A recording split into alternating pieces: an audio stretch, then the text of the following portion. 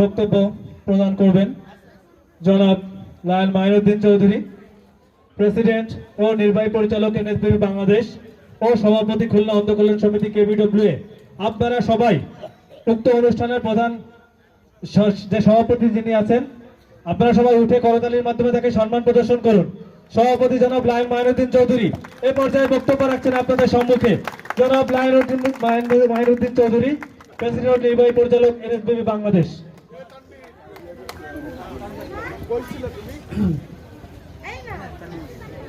সম্মানিত প্রধান অতিথি শ্রদ্ধেয় কাশেদ আলী ও বিশেষ অতিথি জনাব গোলাম কিবরিয়া শেখ এবং সেনেহের সাজুল ইসলাম বাপ্পি এবং আমার জাতীয় কার্যকরী পরিষদের সহসভাপতি, সাধারণ সম্পাদক, ক্রীড়া ও সাংস্কৃতিক সম্পাদক এবং ট্রেজারার মহোদয় এবং জাতীয় কার্যকরী পরিষদের সদস্যবৃন্দ এবং প্রিয় আমার প্রতিবন্ধী ভাই বোনেরা, আসসালামু আলাইকুম। আমি সর্বপ্রথম কৃতজ্ঞতা জানাই যিনি আজকের প্রধান অতিথি হিসাবে আজকের প্রতিবন্ধীদেরকে দেখতে এবং তাদের পাশে থাকার জন্য এসেছেন। তৎসঙ্গে আমাদের তরুণ নেতা, ছাত্র সমন্বয়ক, বৈষম্য আন্দোলনের প্রধান সাজুল ইসলাম বাপ্পি, তাকে আমি আমার অন্তরের অন্তঃস্থল থেকে ধন্যবাদ ও কৃতজ্ঞতা জানাচ্ছি। আসলে আমরা দেখতে পাই না, হাঁটতে পাই না, শুনতে পাই না, বুঝতে পাই না, সেই জনগোষ্ঠীর নেতৃত্ব দিচ্ছি। সেই জনগোষ্ঠীকে মূল স্রোতধারায় আনার জন্য আমরা চেষ্টা করে যাচ্ছি। অতীব দুঃখের বিষয়, সে কথা না বলেই নয়। সেই জন্য আমি কিছু কথা আপনাদেরকে জানাচ্ছি। আমি 31শে ডিসেম্বর 2023 সালে SM কামাল ওনাকে এনেছিলাম প্রধান অতিথি হিসাবে। এর কারণ হচ্ছিল যে এখানে 1 নম্বর ওয়ার্ড থেকে 15 নম্বর ওয়ার্ড পর্যন্ত 2487 জন প্রতিবন্ধী রয়েছে। তাদের অনেকেই অসচ্ছল ভাতা পায় না, আর যারা পেয়েছে আপনারা জিজ্ঞাসা করে দেখেন, তারা উৎকোচ না দিলে কেউ ভাতা পাইতো না। আমার উদ্দেশ্য ছিল যে আমি ওনাকে রিকোয়েস্ট করব যাতে করে তাদের এই অসচ্ছল ভাতা পাওয়ার জন্য যাতে কোনো উৎকোচ দিতে না হয়।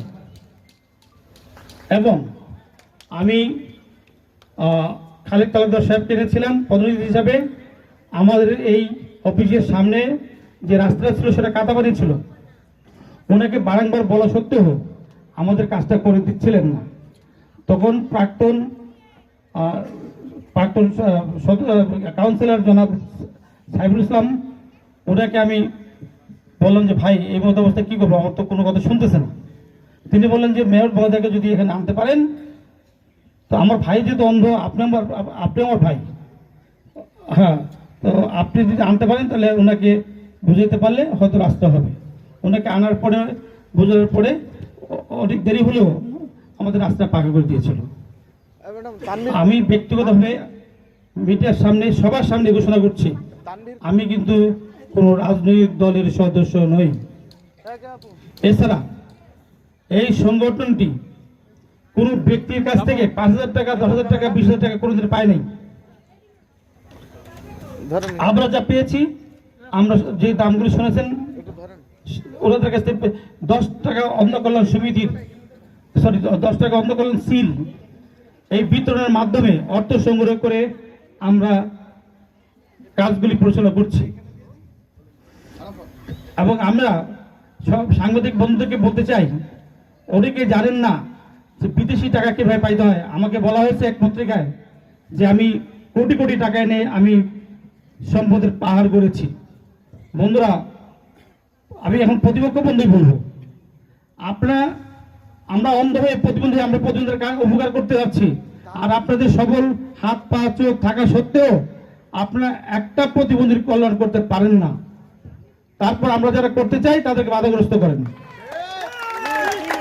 ভাই বোনেরা, আপনারা জানেন বিদেশ থেকে টাকা পাইতে হলে এনজিও ব্যুরোর তালিকাভুক্ত হতে হয় এবং এনজিও ব্যুরোকে সে অনুসারে গাইডলাইন ফিল আপ করতে হয়, উদ্দেশ্য এবং কি কাজে খরচ করা হবে। আমরা এই 18 বছর পর্যন্ত কোনো ধরনের বিদেশি সাহায্য নেই নাই এবং আমরা আমাদের প্রতি মাসে প্রতি বছরের অডিট রিপোর্ট রয়েছে, আমরা ব্যাংক স্টেটমেন্ট রয়েছে। অত্র সংগঠনটি ইনকাম ট্যাক্সের আওতাভুক্ত। আমরা প্রতি বছর এই সংগঠনের আয় থেকে আমরা ইনকাম ট্যাক্স গভর্নমেন্টকে দিয়ে থাকি। কোনো লুকানো ছাপানোর বিষয় না যে আমি কোত্থেকে টাকা পাই কোত্থেকে পাই না। ব্যাংকের মাধ্যমে টাকা ছাড়া ব্যক্তিগত কেউ টাকা দেয় না, আপনারা জানেন। অনভিজ্ঞ বন্ধুরা, আপনারা যে পেপারে লিখতেছেন আমার সম্বন্ধে যে আমি কোটি কোটি টাকার বিদেশ থেকে এনে সম্পদের পাহাড় করেছি, no, never. I can challenge with you. আপনারা ভিডিও না করে সামনে আসেন, আইনের অস্ত্র নেন। আমি গত জানুয়ারি মাসে 22 তারিখে 30 শতাংশ জায়গা কিনেছি, একটা সংগঠনের নামে, আমার নামে নয়। I got this. আমি আজকে তার মিউটেশন কপিটা সকালবেলা পেয়েছি। আসুন আমার কাছে দেখে যান। না দেখে মিথ্যা কথা বলা, আমাদের প্রতিবন্ধীদেরকে হেয় প্রতিপন্ন করা, আমাকে হেয় প্রতিপন্ন করা ঠিক না বা উচিত না। আল্লাহ আপনাদেরকে সব দিয়েছে, আমাদের কিছু দেয় নেই ভাই। সেই জন্য একটু অনুধাবন করেন। এই বিশ্ব আন্তর্জাতিক প্রতিবন্ধী দিবসে আপনাদের মতো মানে কি বলবো অনভিজ্ঞ বন্ধুদেরকে আমি ঘৃণা জানাই। আপনারা আসেন। আপনারা আরও লিখেছেন আমার নামে খালিশপুর থানায় এবং ঢাকাতে কেস আছে। I can challenge in the front of. আজকে আমার প্রতিবন্ধী বন্ধু এবং শ্রদ্ধ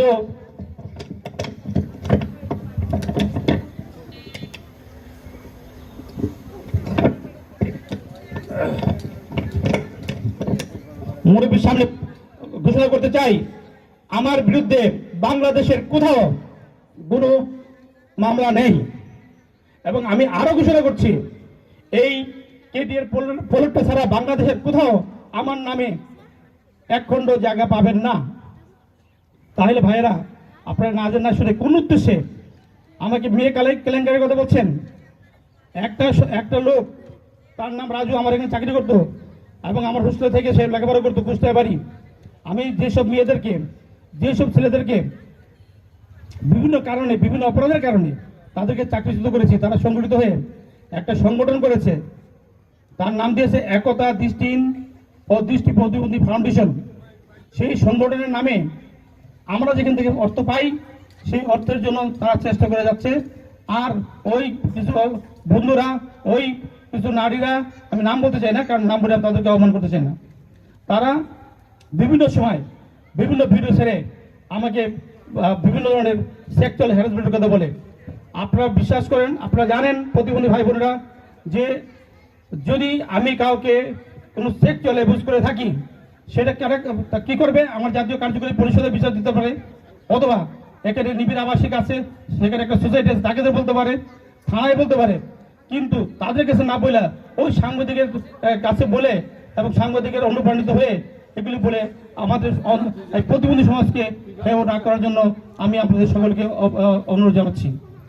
এবং আপনাদেরকে অনুরোধ জানাচ্ছি, সাংবাদিক বন্ধুরা, এই প্রতিবন্ধী ভাইদের যদি আমি কোনো অপরাধ অন্যায় করে থাকি, তারা আমাদের রেজিস্ট্রেশন কর্তৃপক্ষে যাবে, অভিযোগ দিবে, তারা তদন্ত করে দেখবে, যদি আমার অপরাধ থাকে আমার উপযুক্ত শাস্তি দিবে। তো এগুলি না করে এই প্রতিবন্ধীদেরকে ক্ষতিগ্রস্ত করে না। যদি অন্যায় করে থাকে, আমি ব্যক্তিগতভাবে করেছি, কিন্তু এই প্রতিবন্ধী জগৎ করে নাই।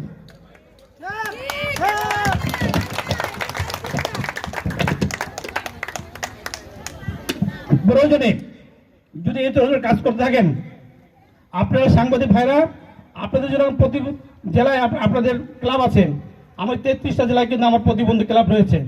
প্রয়োজনের মধ্যে আমরা রাস্তা নেমে যাবো। তো যাই হোক, আপনাদের কাছে অনুরোধ রইল, শ্রদ্ধেয় প্রধান অতিথি সেনের বাপ্পি, আপনারা দেখবেন বিষয়টা এবং চিন্তা করবেন।